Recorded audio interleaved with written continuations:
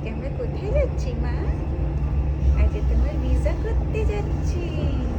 3.5 মাস কাটিয়ে দিয়েছো, এখন যাচ্ছ ভিসা করতে। তাও বোধহয় আরো 1 সপ্তাহ তো তার সাথে সাথে দিয়ে দেয় ভিসা। দেখতে হবে সাথে সাথে যদি না দিয়ে দেয় তাহলে আরো কদিন থাকতে হবে তোমার ভিসা ছাড়া, বুঝতে পেরেছো? যাচ্ছি এখন আমরা তন্নিবুড়ির জন্য ভিসা করতে। এ তো আপনারা জানেনই, ওর জন্ম হয়েছে জার্মানিতেই, কিন্তু এখানে জন্মালেও যেহেতু ওর বাবা মা ভারতীয়, সেই সূত্রে ও একজন ভারতীয় নাগরিক। ওর পাসপোর্টও ইন্ডিয়ান পাসপোর্ট, আর একজন ভারতীয় নাগরিক হিসাবে ইউরোপের যে কোনো দেশে থাকতে গেলেই কিন্তু ভিসার প্রয়োজন হয়। তো যে কোনো কাগজপত্র বানাতেই তো একটু সময় লাগে। সবার আগে আমাদের পাসপোর্টটা বানাতে হয়েছে, বার্থ সার্টিফিকেট বানাতে হয়েছে, আর এই এত সব কিছু জোগাড় করার পর আজকে আমরা ফাইনালি অ্যাপয়েন্টমেন্টটা পেয়েছি।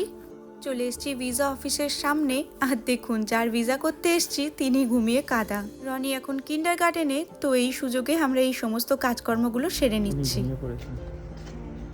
যার ভিসা সেই ঘুমিয়ে পড়েছে।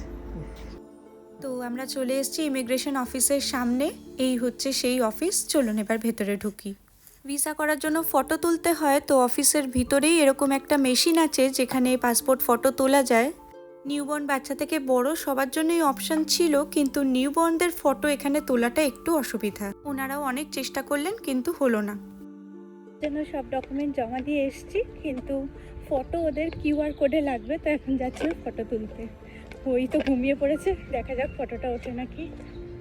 তো এখানে ডিএম বলে একটা স্টোর আছে, ওখানে এরকম কিউআর কোড দেওয়া ফটো তোলা যায়। ওই কিউআর কোডটা ওদের দরকার, তো ফটোটা তুলে ওদেরকে এখন মেল করতে হবে ওই কোডটা। যাচ্ছি এখন ডিএমে। আমাদের বাড়ি থেকে একদম কাছে বলতে এই একটাই ডিএম আছে, তো সেটাতেই এখন এসছি। মামুরিকে ঘুম থেকে ডাকছে ওর বাবা। ও মামুরি ওঠো।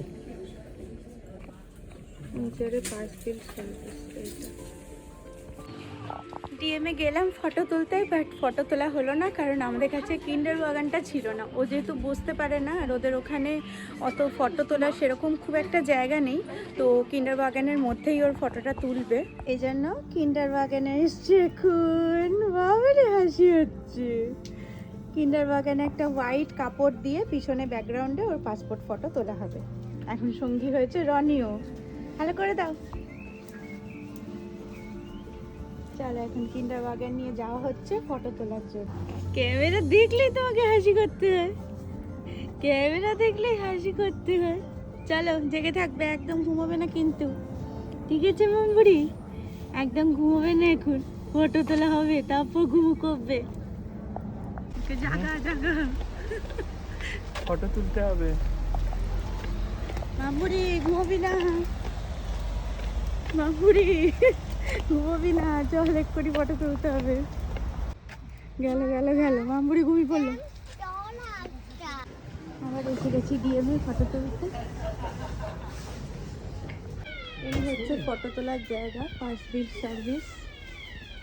এই সার্ভিসটাই আমরা করাবো এখন।